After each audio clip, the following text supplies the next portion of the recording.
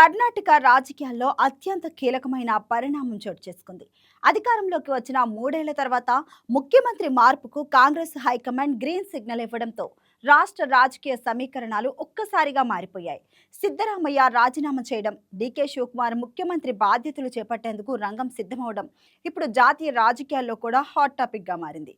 అయితే ఇది కేవలం ఒక వ్యక్తి నుంచి మరో వ్యక్తికి అధికారం బదిలీ కావడం మాత్రమే కాదు. కాంగ్రెస్ పార్టీ భవిష్యత్తు, కర్ణాటకలో అధికారం నిలుపుకోవడం, 4 దశాబ్దాల రాజకీయ చరిత్రను మార్చే ప్రయత్నం కూడా ఇందులో దాగి ఉంది. మరి డీకే శివకుమార్ ముందున్న సవాళ్లేంటి? చరిత్రను తిరగరాయగలడా? కాంగ్రెస్ ఎందుకు ఈ రిస్క్ తీసుకుంది?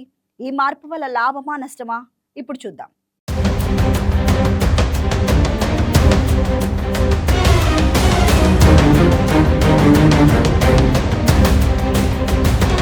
కర్ణాటక రాజకీయాలు మరోసారి అందరి దృష్టిని ఆకర్షిస్తున్నాయి. సాధారణంగా ఎన్నికల్లో గెలిచిన తర్వాత 5 ఏళ్ల పాటు ముఖ్యమంత్రిగా కొనసాగటం సహజం. కానీ కర్ణాటకలో మాత్రం కాంగ్రెస్ హైకమాండ్ పూర్తిగా భిన్నమైన నిర్ణయం తీసుకుంది.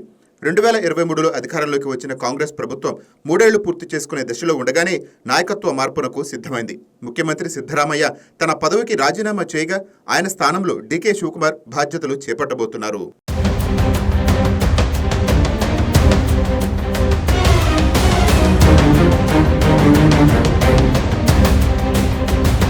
ఈ నిర్ణయం వెనుక కేవలం అంతర్గత పార్టీ సమీకరణాలు మాత్రమే లేవు. 2028 అసెంబ్లీ ఎన్నికలను దృష్టిలో పెట్టుకుని కాంగ్రెస్ దీర్ఘకాలిక వ్యూహాన్ని అమలు చేస్తున్నట్టు రాజకీయ విశ్లేషకులు చెప్తున్నారు. అధికారంలో ఉన్నప్పుడు నాయకత్వ మార్పు చేయడం అనేది ఎప్పుడూ రిస్క్తో కూడుకున్న నిర్ణయమే. అయినప్పటికీ కాంగ్రెస్ ఈ నిర్ణయం తీసుకోవడం వెనుక భవిష్యత్తు ఎన్నికల లెక్కలే ప్రధాన కారణంగా కనిపిస్తున్నాయి.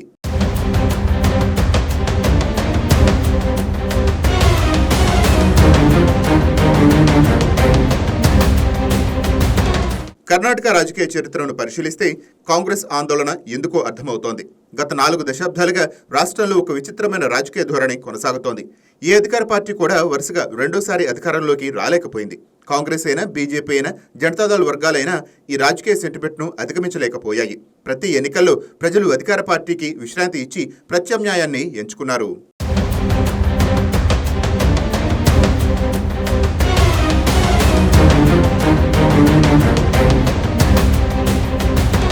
అదే ఇప్పుడు కాంగ్రెస్ ముందున్న అతిపెద్ద సవాలు. 2028లో మరోసారి అధికారంలోకి రావాలంటే కేవలం ప్రభుత్వ పథకాలు సరిపోవు.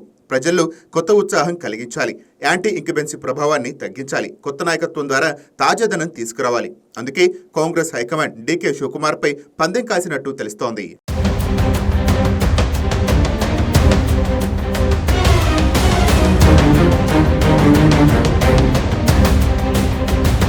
డీకే శివకుమార్ రాజకీయ ప్రయాణం కూడా సాధారణం కాదు. విద్యార్థి రాజకీయాల నుంచి ప్రారంభం అయిన ఆయన ప్రస్థానం అనేక ఒడిదుడుకులు చూసింది.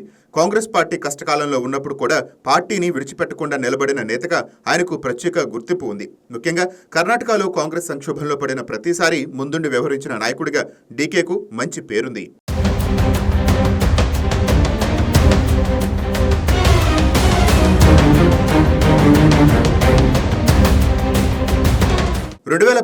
మహారాష్ట్ర రాజకీయ సంక్షోభ సమయంలో కాంగ్రెస్ ఎమ్మెల్యేలను కాపాడటం నుంచి కర్ణాటకలో పార్టీ పునరుద్ధరణ వరకు అనేక సందర్భాల్లో ఆయన కీలక పాత్ర పోషించారు. అందుకే కాంగ్రెస్ వర్గాలు ఆయన్ను కేవలం నాయకుడిగా కాకుండా ట్రబుల్ షూటర్గా కూడా చూస్తుంటాయి.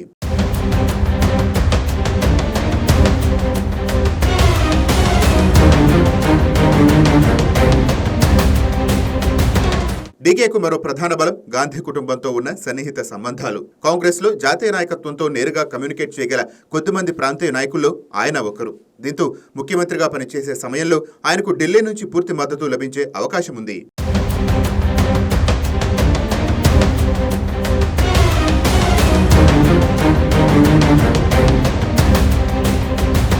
అయితే డీకే ముందు అవకాశాల కంటే సవాళ్లే ఎక్కువగా కనిపిస్తున్నాయి. ముఖ్యంగా ఆయనకు అందుబాటులో ఉన్న సమయం కేవలం 2 ఏళ్లు మాత్రమే.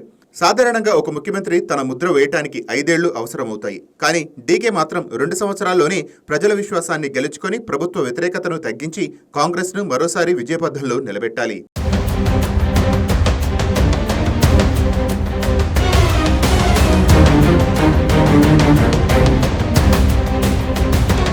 ఇందులో మొదటి సవాలు సిద్ధరామయ్యతో సమన్వయం. ఈ నాయకత్వ మార్పు ఇప్పటి వరకు ప్రశాంతంగా కనిపిస్తున్నప్పటికీ భవిష్యత్తులో అంతా సులభంగా ఉంటుందని చెప్పలేం. సిద్ధరామయ్య రాష్ట్ర రాజకీయాల్లోనే కొనసాగుతానని ఇప్పటికే స్పష్టం చేశారు. రాజ్యసభ ఆఫర్ను కూడా తిరస్కరించినట్టు సమాచారం. అంటే ఆయన రాజకీయంగా యాక్టివ్గా ఉండబోతున్నారు.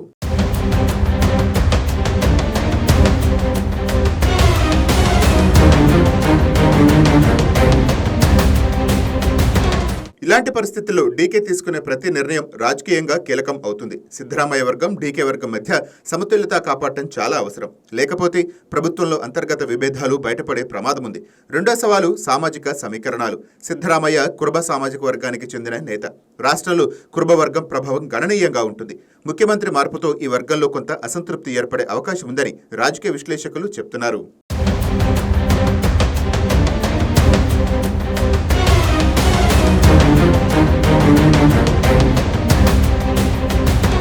అయితే కాంగ్రెస్ దీనికి ముందుగానే ప్రత్యామ్నాయ వ్యూహం సిద్ధం చేసినట్టు కనిపిస్తోంది.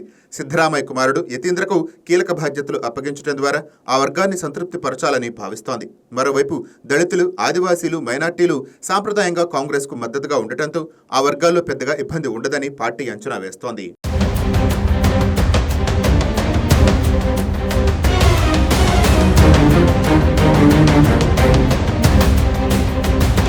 ఇక డీకేకు కలిసి వచ్చే అంశం ఒక్కలీగ సామాజిక వర్గం. కర్ణాటక రాజకీయాల్లో ఒక్కలీగల ప్రభావం చాలా ఎక్కువ. ఈ వర్గానికి చెందిన డీకే ముఖ్యమంత్రి కావటం వల్ల జేడీఎస్కు సాంప్రదాయంగా మద్దతుగా ఉండే కొంత ఓటు కాంగ్రెస్ వైపు మళ్లే అవకాశం ఉందని విశ్లేషకులు భావిస్తున్నారు. కాంగ్రెస్ మరో లెక్క కూడా వేసినట్టు కనిపిస్తోంది. డీకే శివకుమార్ వ్యక్తిత్వం, ఆయన దైవభక్తి ఇమేజ్, సాధారణ ప్రజలతో కలిసిపోయే శైలి బీజేపీ, జేడీఎస్ ఓటర్లలోని కొంత వర్గాన్ని కూడా ఆకర్షించవచ్చునని పార్టీ ఆశిస్తోంది.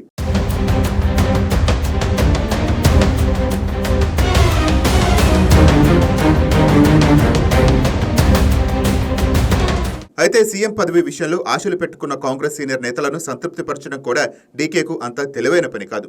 అధికారంలోకి వచ్చిన తర్వాత మంత్రివర్గ విస్తరణ, పదవుల పంపకం, రాజకీయ ప్రాధాన్యతల విషయంలో అసంతృప్తి పెరిగే అవకాశమూ ఉంటుంది. ఆ పరిస్థితిని సమర్థవంతంగా నిర్వహించాల్సిన బాధ్యత కూడా డీకే పైనే ఉంటుంది.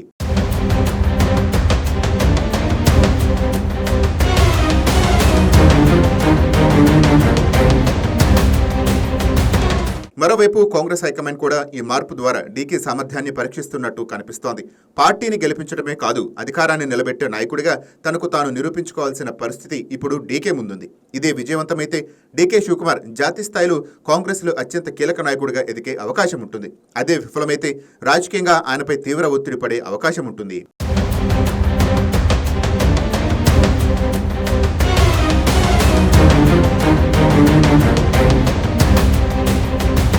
అందుకే రాబోయే 2 ఏళ్లు కేవలం డీకే శివకుమార్కే కాదు, కాంగ్రెస్ పార్టీకి కూడా అత్యంత కీలకంగా మారబోతున్నాయి. కర్ణాటకలో 4 దశాబ్దాలుగా కొనసాగుతున్న రాజకీయ సెంటిమెంట్ను బ్రేక్ చేయగలిగితే అది కాంగ్రెస్కు చారిత్రాత్మక విజయంగా నిలుస్తుంది. లేకపోతే ఈ నాయకత్వ మార్పు ఒక రాజకీయ ప్రయోగంగానే మిగిలిపోవచ్చు.